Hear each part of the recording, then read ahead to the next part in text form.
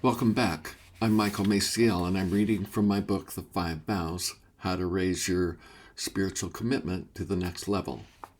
And I'm reading from Chapter 2, Humility, a Quality of Being. You may have heard the story of the prospective student and the overflowing teacup. The master pours his visitor a cup of tea and then keeps pouring, even as the tea starts spilling out onto the floor. The prospective student is alarmed and offended.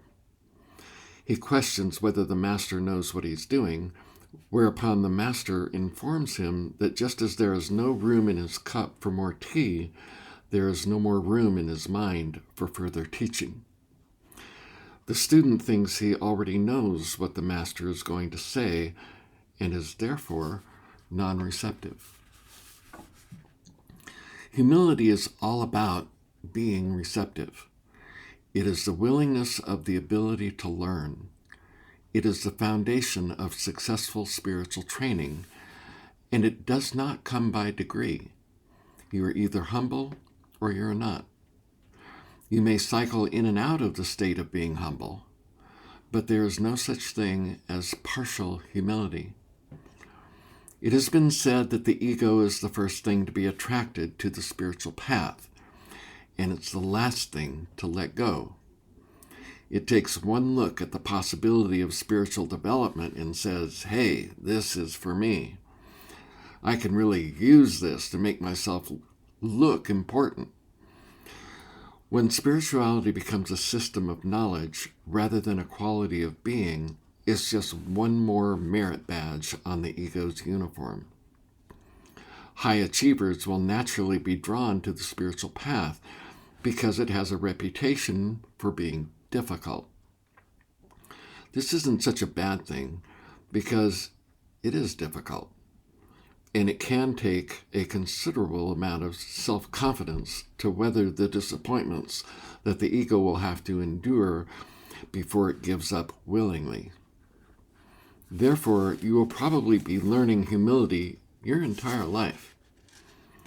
The moment you think that you have it is the exact moment you do not. And this will never cease to be an issue, not as long as you're living on earth in a physical body. This is why in all valid courses of spiritual study, humility comes first.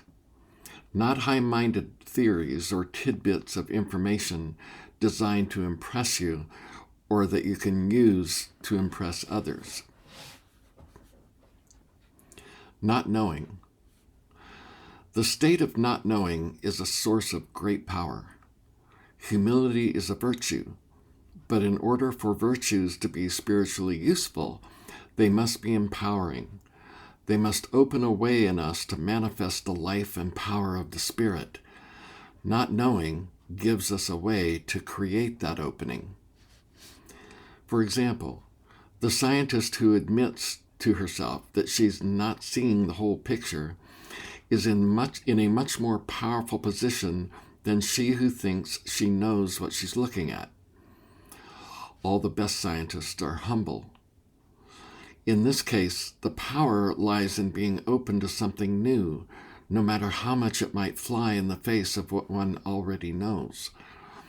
The same applies to our spiritual searching. For are we not scientists also, seeking to know what is real?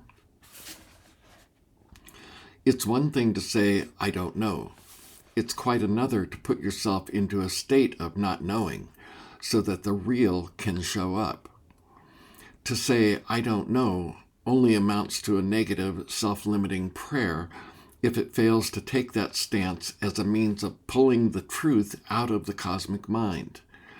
What good does it do to be humble if it only keeps us ignorant? Saying, I don't know, may be appropriate for a novice because it puts one in a receptive frame of mind. It makes us teachable. But the mature Christian mystic seeks his or her wisdom from within. Here is where the humility becomes a tool, not as a means to boost one's ego, but to raise one's consciousness to a higher level. Nature abhors a vacuum. Not knowing turns the mind into a vacuum that must be filled. Not this, not that, says the Upanishads.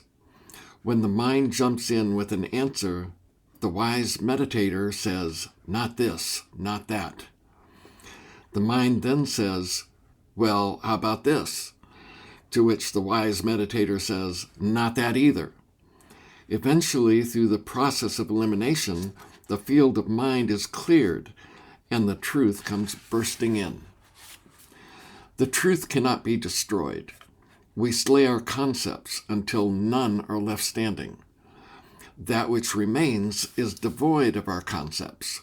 It may not be the ultimate truth, but it will always be closer to it than anything we've seen before. When a person of high consciousness, one who also has the authority to administer vows, gets in touch with the reality of humility, and then escorts another into that same state of consciousness, one who has stated his or her intention to experience it, then the Holy Spirit moves, and the vow is placed upon that person's soul, not as a burden, but as a blessing, a pattern of power that will assist that person in his or her journey toward God realization. God's consciousness flows into the world like water into a garden. The energy of spirit is raw and undifferentiated. It cares not who is just or unjust, but rather gives to all alike. It nurtures souls according to their need, bringing to fruition their deepest, most fervent desires. To be humble is to get out of the way of the process and let it work. God knows what to do. People who have attained to the consciousness of humility live in a state of constant wonder and amazement at the miracles taking place all around them. Try this. Pick any ordinary object, such as an apple. Look at it for a full minute. Then ask your mind, is this an apple? The mind will say, what, are you kidding? Of course it's an apple. But being rule-bound, as all minds are, it has to take your questions seriously. So it digs deeper. It begins to throw out all of the assumptions and categories into which apples have been placed, and seeks a wider and deeper context in which to interpret the object called apple. All of a sudden, the apple no longer looks like just an apple. If you do this exercise right, you will be amazed at what you haven't been seeing. The mind likes to think in words. When you challenge those words, it forces the mind to reconsider, to re-examine the thing it has been taking for granted. After using this technique on common ordinary objects, you might want to turn it on yourself. Look in the mirror and ask, am I a human being? This will open some doors, believe me. Depending on your stamina, you will see things about human being that may surprise you. And if you're humble, you won't take it personally. The temptation in the wilderness. When Jesus was preparing to go public with his mission, he encountered 3 negative aspects within himself that first had to be expunged. First, there was a desire to fill his physical appetites, turn these stones into bread. Next came fear, throw yourself off this cliff. And finally, saving the best for last, came pride, and I will paraphrase. You have the power to fix all the problems of the world, so who could be better for the job? It's your duty, therefore, to take charge, to tell people what to do. The first step in spiritual development is learning how not to impose our will on others.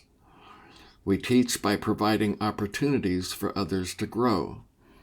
Growth is why we are all here, so there is no need to inculcate this desire in another person. Growth is the soul's primary motivation, leading us into every experience we encounter. So let your motivation be one of service, and never place an obstacle in the path of another's journey toward the realization of God. Do not take away their opportunity to grow by making their decisions for them. The prime directive for spiritually minded people is the same as it is for physicians: do no harm. Blessed are the poor in spirit. The directness of Jesus' words in the Sermon on the Mount tells us that he is addressing those who are sincerely seeking wisdom and not those who are merely looking for something to think about. The audience is not the general public, but rather a group of applicants for discipleship. So what he has to say deals more with the necessary character traits one must have in order to qualify for discipleship, not points of philosophy. And the very first trait, you guessed it, is humility. These people are God seekers. They are not asking for rules to follow, but rather they want to know how they should be.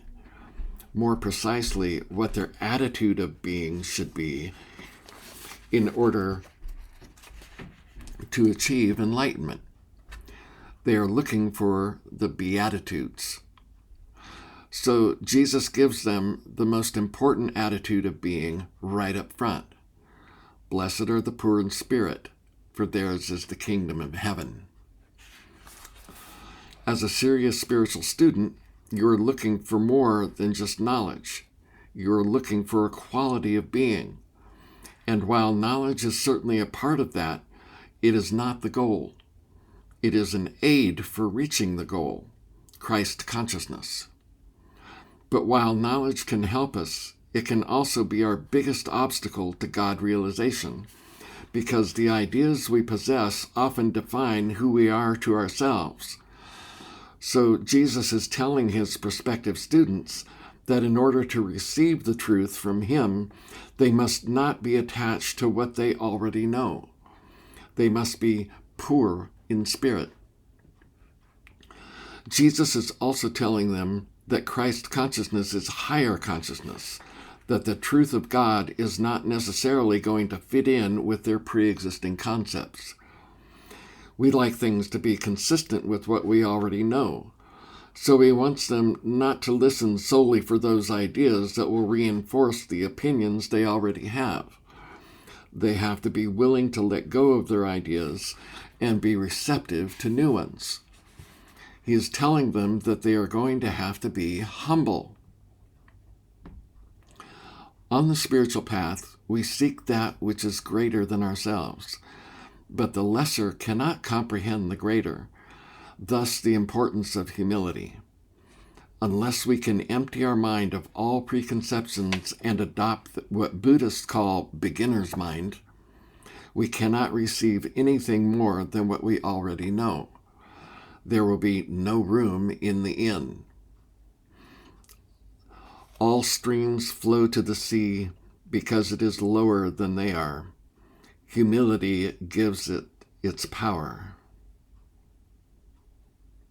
Lao Tzu. Trust. Humility is impossible without trust. You have to know that God intends you no harm, but only wants your absolute good. This is fundamental to your spiritual growth. Otherwise, you will always be protective and not receptive, and you will be subordinate, and you will subordinate your intuitions to your rational mind for its approval, a task for which it is entirely unsuited. Trust is the real message within the saying, God loves you. God is not vindictive or prejudiced or given to favoritism. God does not punish or condemn anyone for any reason. These are concepts invented by theologians to keep people afraid. If you are afraid of God, you will not be able to open up to the subtle energies that will come to you during meditation, the energies that will transform you. Humility, trust, meditation. This is the format. Getting real. Unless humility can be explained in terms of power, energy, and force, it can be of little use to us in our quest for self-realization. We have to find out what humility is really. If it motivates a movement of the spirit, we need to know how. Spirit is real. It is capable of producing effects in our lives, and it heals people. It is not a theological concept, though many have tried to make it that. We need more. If spirit is real, we need to know how it works, and humility is that way. If you can sense the power of God, if you have a sense of life as energy in action, and not just a set of circumstances, if you've had the experience of seeing the world pregnant with possibility, bursting from within with the urge to demonstrate itself in outward manifestation, if you know it as the force that through the green fuse drives the flower, then you know that spirit is real. Spirit is not just energy. It is also intelligence. It is sentient, and it pours itself into the world in a way that can only be described as love. Whether we are conscious of it or not, spirit is always working, always expressing. It does so because it has to. Moving into form is its very nature. Once we know this about it, our most natural reaction is to want it to move toward us. Once we know that God is real and not just a concept, once we know God and not just believe in God, we want the experience, and we want it as much as we can, and we want as much of it as we can get.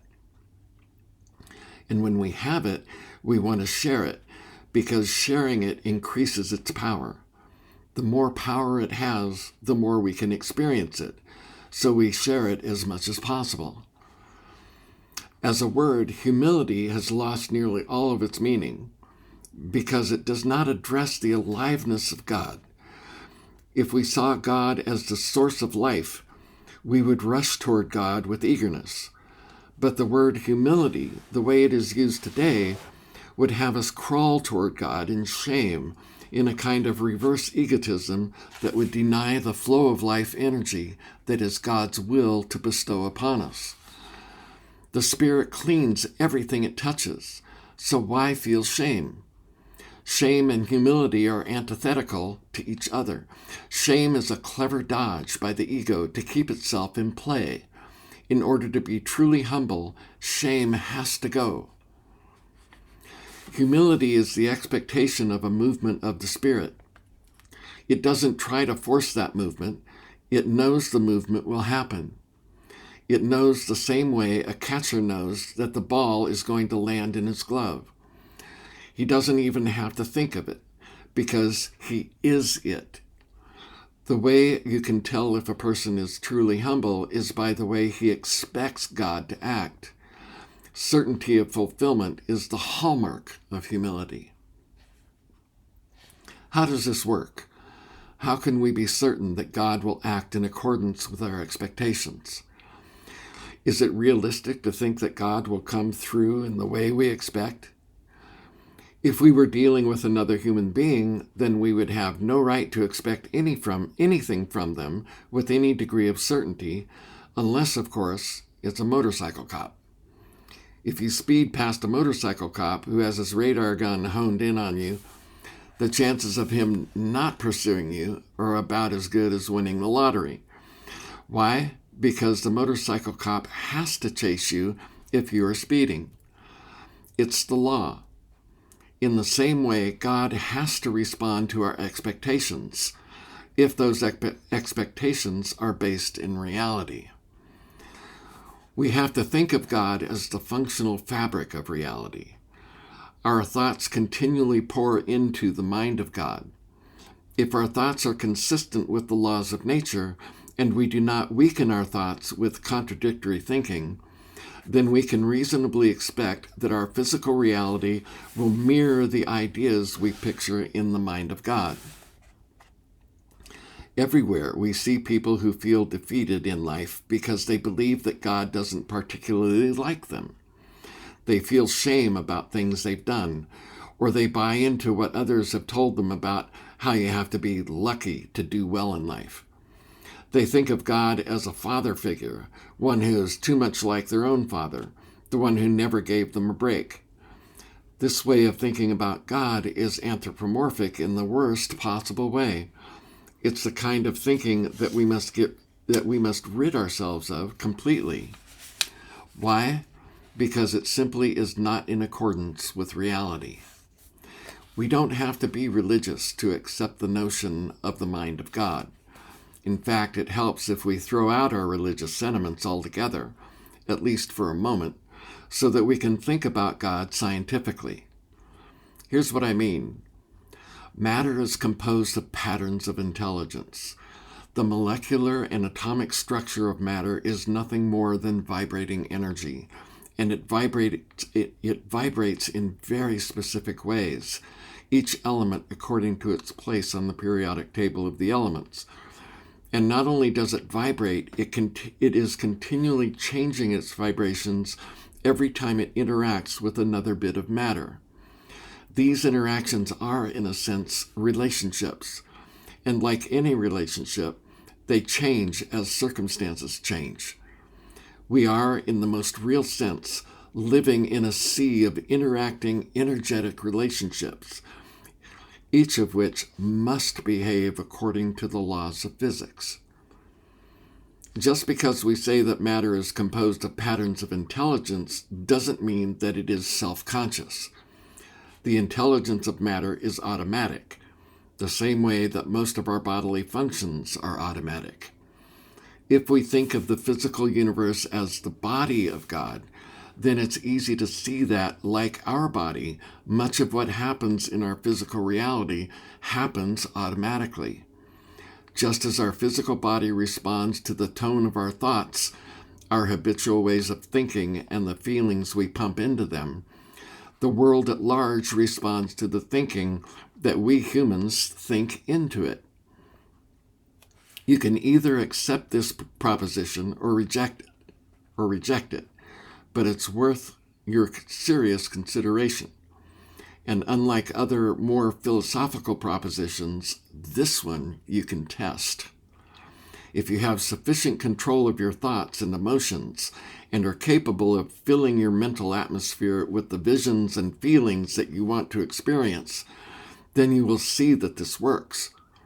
Do it often enough, and you will expect it to work every time you activate it. You will expect it with such certainty that you would be shocked if it didn't happen. You would expect it the same way you expect the light to come on when you flip the light switch. You would expect it in the same way you expect your letter to reach its destination when you drop it in the mailbox. You don't expect it because you think you're special. You expect it because that's how things work. Do this and that happens. Simple cause and effect. When the centurion asked Jesus in the 8th chapter of Matthew to heal his servant, he didn't expect him to actually come to his house and do it personally. That would have been like expecting the mailman to personally deliver the letter we dropped in the mailbox. The centurion knew how power, energy, and force works. Just say the word and my servant will be healed. For I myself am a man under authority, with soldiers under me. I tell this one, go, and he goes, and that one, come, and he comes. I say to my servant, do this, and he does it. Jesus was impressed. He could see that the centurion understood the laws of creation better than his own students. Space and time can offer no resistance to the word of one who is truly humble. What the scientific community today doesn't accept is that mind has anything to do with physical reality. They concede that stress affects our health, but they don't believe that our stress affects someone else's health. Parents who are at all perceptive know that there is a bond between them and their kids. What the parent thinks, the child feels. That's easy enough to see, but it helps to understand that our thoughts and feelings are not restricted to the confines of our skull. We are broadcasting stations, and like the patterns of intelligence that make up the physical world of atoms and molecules, our thoughts and feelings make up the world of our experience. What we put out, we get back. The tenor of our thoughts creates the relationships we have with the world. We get what we expect. There are times when it doesn't work out the way we want it to, but this is just the inertia of the world. If we persist and work in accordance with mental law, the conditions we want will assert themselves in our lives more and more until they are the predominant pattern. When we are truly humble, we expect things to work. We expect them to work because we know that they don't need us in order to do what they are supposed to do. The light switch connects the power generated at the power plant to the light bulb. We don't magically cause the electricity to flow. It's not our power. We tell it what to do. We don't force it with our superior intelligence and will. Just imagine what it would be like if every time we went to turn on the lights, we had to do an internal inventory to see if we were worthy enough to cause the electricity to flow. We might feel like we had to meditate first, or maybe help an elderly person take out their garbage, or say a rosary. Each time we went to flip the switch, we'd say to ourselves, God, I hope this is going to work. God makes the rain to fall on the just and the unjust alike. The reason that good things sometimes happen to bad people is that bad people are usually good at knowing what they want and have a ruthless determination to get it. They don't care if other people get hurt in the process. I'm not condoning that kind of behavior. I'm simply pointing out that there is a way that things work, and until we really get that, we cannot use power effectively. As long as we believe that we are the source of power, we will never be able to summon enough of it to make a difference. We cannot, by force of will, make one hair white or black. But when we know that power is all around us and that it is perfectly willing and able to respond to our intentions, then we can use it to make our lives and the lives of others better. One more thing about humility and power. When we find ourselves caught up in a situation where other people are using power in a way that's interfering with our happiness, we learn right away that any resistance on our part only makes the situation worse. Why? Because we are caught up in the belief that we have to overpower the energies in play. This never works, and if it does seem to work, it only works temporarily. Energy can be steered, but it cannot be destroyed. Once in motion, we have to deal with it on its own terms. We have to redirect it, not tell it to stop. Energy does not know stop. It only knows that it has to play itself out in a way that is consistent with its momentum. When we know that, life gets a lot easier. You don't try to stop a punch with your face. You step aside and let the unconnected swing throw your assailant off balance. Then you are in control of the situation. God's humility. One way we can tell that our normal understanding of humility is insufficient is by entertaining the idea that God is also humble, that humility is not just a human virtue, but a divine principle. Humility is a necessary component. Sorry, give me a second. Humility is a necessary component. Oh, this is terrible. But I'm going to leave it in just so you know this isn't AI. Humility is a necessary component of creative power. Without humility, there can be no power and no creativity. Humility is a source of power. Humility is the vacuum that nature abhors. While it is true that God can create anything, God still has to abide by God's own laws, not because God is restricted, but because law, principle, is part of God's nature. God can create in no other way. When Genesis says that we were created in God's image and likeness, this means that we too are bound by the laws of creation. We cannot simply wish things into being. There is a way in which creation takes place, and in order to get in touch with the vast empty space of divine undifferentiated potential, we have to empty ourselves of the belief in limitation. This requires great humility. Let's examine the statement, God knows everything. This idea is meaningless and therefore misleading. The rules for creativity are the same for God as they are for us. We have to know nothing before we can know anything. Divine undifferentiated potential is no thing, nothing.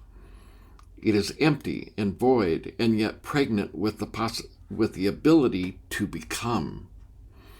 In the beginning, according to Genesis, darkness was upon the face of the deep. The vast, undifferentiated potential of God's own being is where God had to start in the creative process. It is into that potentiality that God spoke the word, and the worlds were brought into being. Not knowing creates a space within which all things are possible. Not knowing breaks down the barriers that keep us imprisoned in the known. The known is a parched desert, what Jean Baudrillard called the desert of the real. Nothing grows there. You might remember that in the movie The Matrix. Part of it was based on Baudrillard's books, Simulacra and Simulation. Once a thing is known, it ceases to live. Not knowing is the key to life. You can't exist in a state of not knowing and believe that God knows everything. If God knew everything, everything would cease to be. It is God's not knowing that keeps the universe growing and evolving.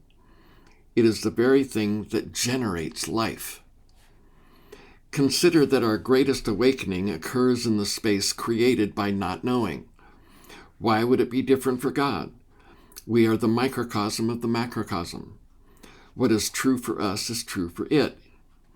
If we believe in statements like, man, know thyself, and we are created in God's image and likeness, then we have to afford God that which provides the opening within us, not knowing. Only in a society caught in the glamour of the intellect, a society that values knowledge and information above all else, can you find the concept that God knows everything. When knowing everything is the highest concept of good, then naturally the God of that society must epitomize that concept. But the mystic knows better. The mystic knows that in order for God to be the creator of all life, there must be that within God which creates the emptiness within which life can occur. Unless the universe holds that space within itself, the whole thing would grind to a halt. The one thing that is guaranteed to produce movement, or life, is a vacuum. When we stand in the place of not knowing, we effectively create a vacuum in the universal mind, the mind of God. God then rushes in to fill the vacuum that we make ourselves to be. In order to understand this concept, we have to think in terms of power, energy, and force. God is not an external entity. God is the living, sentient being in whom we live. The only thing that keeps us from the experience of God is the belief that we exist as a separate self. This is the lie perpetrated by our own senses. When we turn away from the senses and go into the silence within ourselves, we begin to experience God as a presence. And by that I mean a living power that knows and experiences us to the degree that we know and experience it. God's love is a two-way street. Love begets love, although we love because he loved us first. Taking the phrase "first loved us" out of the context of space and time, which is what we have to do if we want to know God, "first loved us" means that we exist in a field of love, a conscious energy that is always here and now. "First loved us" means that we did not create it. It was already here when we arrived.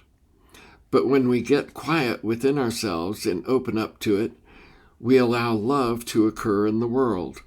This is our place in the scheme of things. As a unity teacher, Eric Butterworth, put it, we are an inlet and an outlet of God. It is imperative that we stop thinking of God as something external. God is that which keeps the cosmos in motion, from the very smallest to the infinitely big. It is all one thing. Emerson said, "There is no great and no small to the mind that maketh all."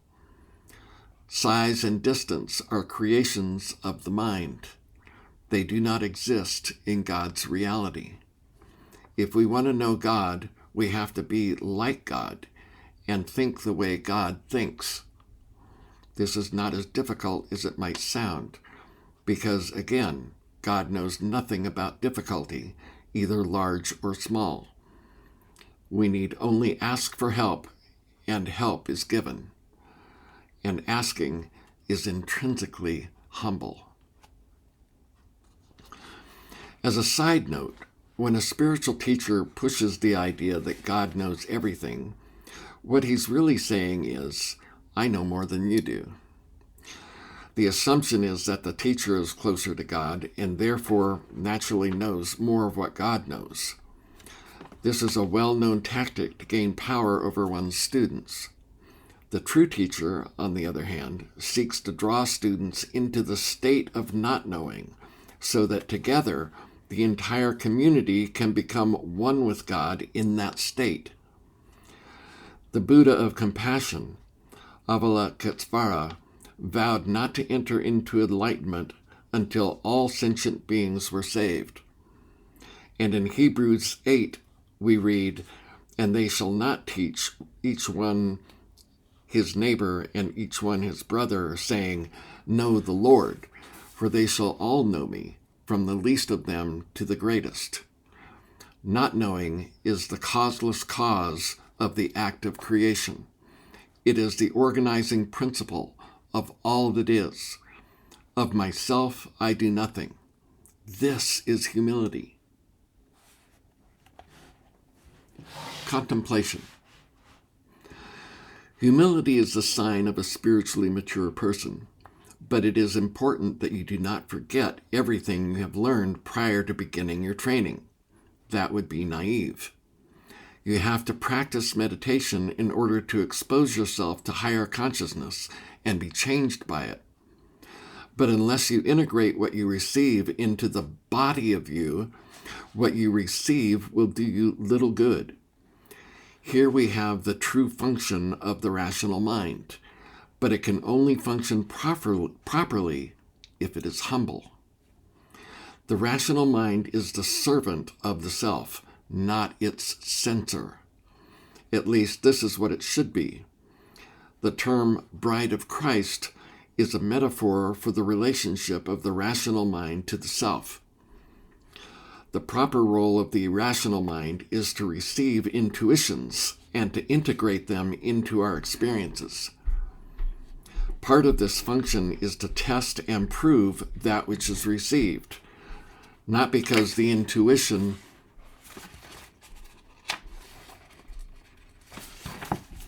Oh, I'm so sorry.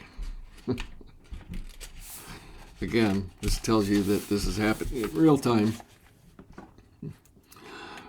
Part of this function is to test and prove that which is received, not because the intuition might be faulty, it never is, but because what is received might not be entirely clear or complete. For this, we have contemplation, which we learn to do after we have become proficient in meditation. In contemplation, we let go of the steering wheel of our mind, so to speak, and let our thoughts think themselves. A new thought has a life of its own and will show you things about itself that you could never figure out with your intellect. This differs significantly from simply letting your mind wander, in that it takes a mastery of concentration before a thought can stick to its own trajectory without being deflected by an unrelated thought. Meditation is the act of receiving thoughts and impressions from the higher mind. It is the mastery of receptivity, requiring a profound stillness in our personal mind and equilibrium in our emotions. One manifestation of contemplation is inspiration. During meditation, we might receive a melody, one that we want to use in a song we're working on. But the melody we hear is only a fragment, so we can either take the fragment and flesh it out with our intellect, or we can sit with the fragment and let it fill itself in. This is contemplation. It takes a well-trained intellect to allow this to occur. We have to hold our intellect in check so that the higher mind can express itself without interference. Our intellect can observe, but we must not let it intervene. It takes a lot of work to achieve this level of thinking. Contemplation requires a subtle, unbiased state of mind in which you gently view each new idea as though it were a precious gemstone with many facets. But the second you judge a new idea, you corrupt it, because judging is the rational mind's way of forcing one idea to agree with another. So as you can see, contemplation takes practice, and it takes humility. Humility is the most important character trait you will develop. It begins with knowing that if a thing is real in the mind of God, it is a living entity with a life and mind of its own. Being humble means you have the ability to allow it to express itself. Only then can you truly know what it is and what it can become. There is nothing new under the sun, but the possibilities are infinite. As we avail ourselves of that knowledge through the practice of meditation, we are changed, transformed from the inside out. And as we contemplate our inner experiences, we integrate them into our everyday lives. Thus we rise to ever higher states of being, knowing at all times that the engine of our progress is God and God alone. We show up, but it is God who raises us up. An exercise. Sit quietly in meditation and know that your mind is an extension of God's mind and that it has direct access to that mind. Know that that mind is within you, not in some distant location, and know that you are within it. This is not difficult. The air you breathe is both outside of you and inside of you, and I don't mean just in your lungs. The air you breathe is literally in your cells, in the tiniest parts of you. The air you breathe becomes the tissues of your body. Think about the mind of God in this pervasive way. Breathe slowly, deeply, and rhythmically. Let your thoughts coast gently to a stop. Orient your attention as though you were listening for a faint sound in the distance. Only the distance is an inner space, the kind you might experience in a dream. Be attentive to what you experience there. what you see, what you hear. Later, you'll write these down in your journal. The language of the subconscious mind is symbols, and after you have finished with your meditation, you will want to examine them consciously and with respect. Now, as though you were offering a gift to God on the altar, mentally elevate the pure concept of humility. I say pure as a way of saying that the concept of humility already exists in the mind of God, and that this is what you're asking, not what you already know about it. Forget what you've heard or read, even what you have read in this chapter. Let God show you what humility is. What did you get? Don't be concerned if nothing seems to happen. If your intention is intact and you truly desire to receive, the knowledge will come through. It has to. God is incapable of holding back from a true request. You might not be conscious of the answer, but what does that matter? The effects of what you receive will emerge. To the degree that you trust that this will happen, it will happen. Be it done unto me according to your trust. When you're finished with your meditation, and after you've written down any pertinent thoughts, get up and do something else, something that will occupy your mind entirely so that you forget about what you've just experienced. This is very important. As long as you are engaged with the process, it cannot begin its work inside you. You have to let it go, the same way you have to let go of a seed so that it can germinate. Let the experience fall into the fertile soil of your deep inner consciousness. Do not try to dig it up later just to see if it's working. That would only interrupt the process. How to practice humility. Humility is more than just a word. Humility is a state of being. Understanding what the word means helps us attain to that state of being, but we have to slip over from the concept to the reality. The transition from concept to state of being is a process with many parts, components that exist in a dynamic relationship with each other. To attain to the humility state of being, we first examine its many parts individually, which unfortunately separates them from the whole. We want our perception of God to be one of aliveness and the joyous interaction of life with life. So remember this conceptual dissection for what it is, and try not to mistake the component parts for the dynamic whole. The first component in the process of attaining to the humility state of being is practice. And there are several ways you can practice being humble. The first and easiest way is to approach other people as though they have something to teach you. No matter how smart you are or how spiritual you may feel, every person you meet will have a quality that is unique to them. No one else possesses their unique quality in the same way. Your job in this first step of the process of attaining humility is to identify that quality and to let it occupy a space in your awareness. You've heard the saying that we are each created in the image and likeness of God. This image is alive and exists in a state of interaction with other created beings. Think about this.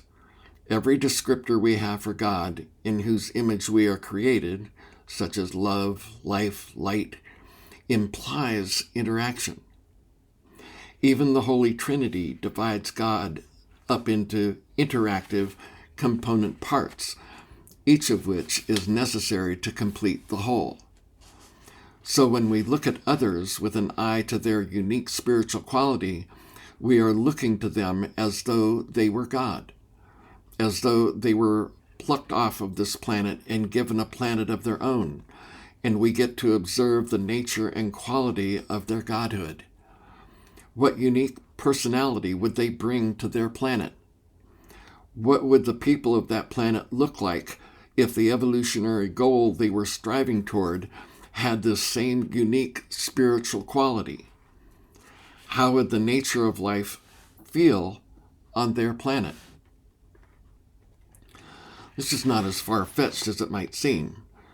For if we are in fact created in God's own image, then in an individualized sense, we are gods. Our fundamental spiritual function is identical with that of this great being in which we live, move, and have our being. God's image and likeness is not anthropomorphic. It is spiritual. Our physical body is merely a vehicle that enables us to experience the physical world. The other dimensions of our being, such as mind, soul, and spirit, are the source data for all of its functions. God's image and likeness includes the entire spectrum of our existence, not just our flesh. Exercising your awareness in this way will allow you to examine something in the other person that is very large, spiritually speaking. It is so large that you will find it worthy of your reverence. And in that moment, you will be in the state of being called humility. You will be humble. And if you persist in this, you might get a glimpse of yourself and your own unique spiritual quality, which can be extraordinarily interesting and can lead to all kinds of spiritual awakenings. But be careful not to use this as a way to categorize other people or to manipulate them in any way.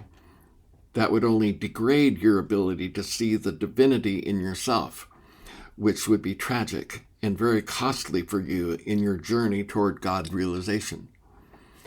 Be aware also that seeing the deeper spiritual aspect of another person can potentialize your connection with them, and they will feel it. Do it too much, and they might begin to mistrust you or misinterpret your feelings in other ways. Keep your observations brief, and ask God to bless each person you look upon in this way.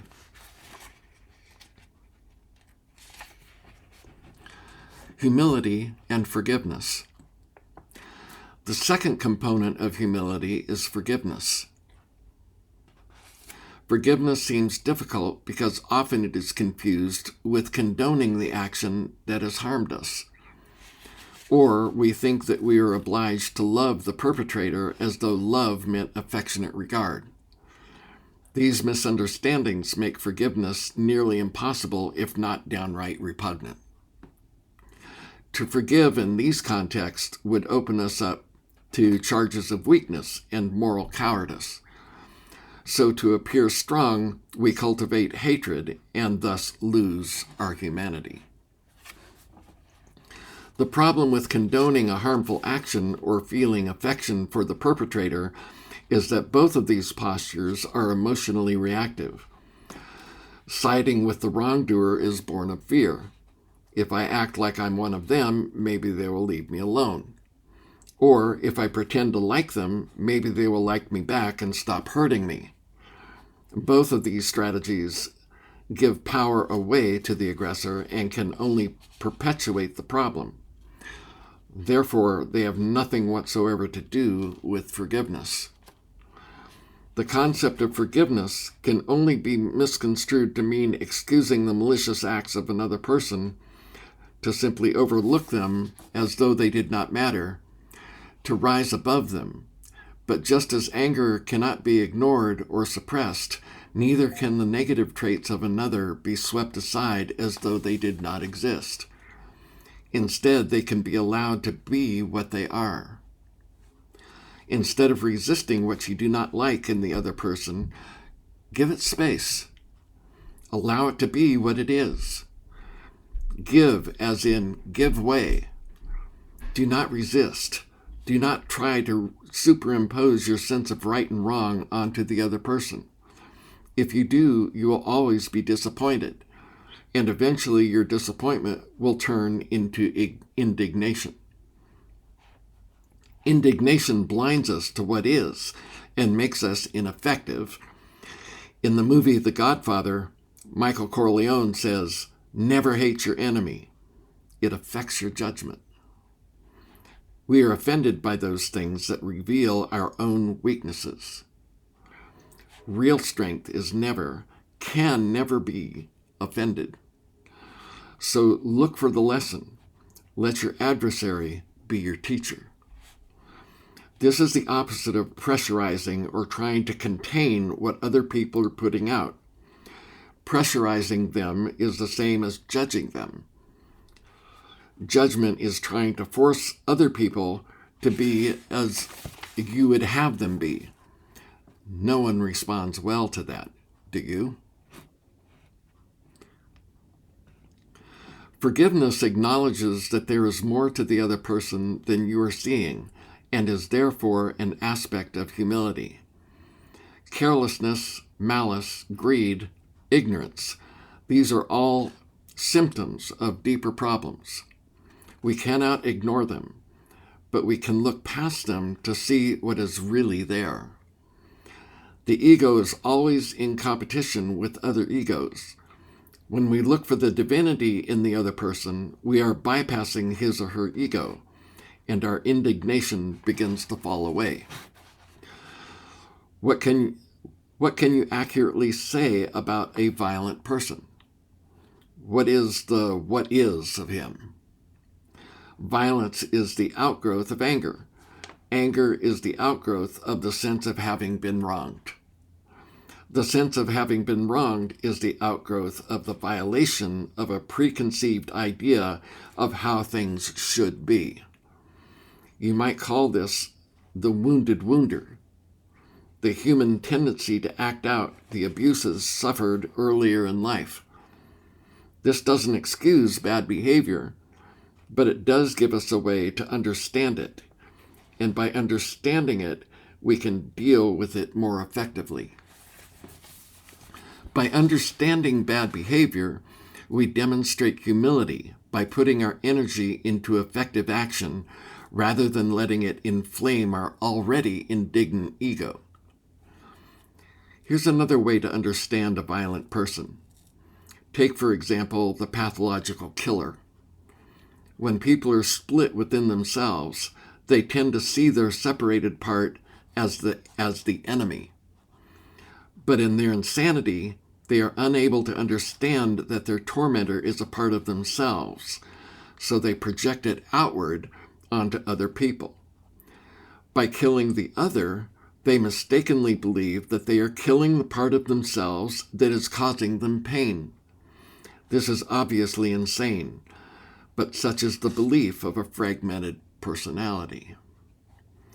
This is why in hostage situations, hostages are encouraged to talk to their abductors to try to get them to see that they are real people rather than faceless, nameless things to be abused.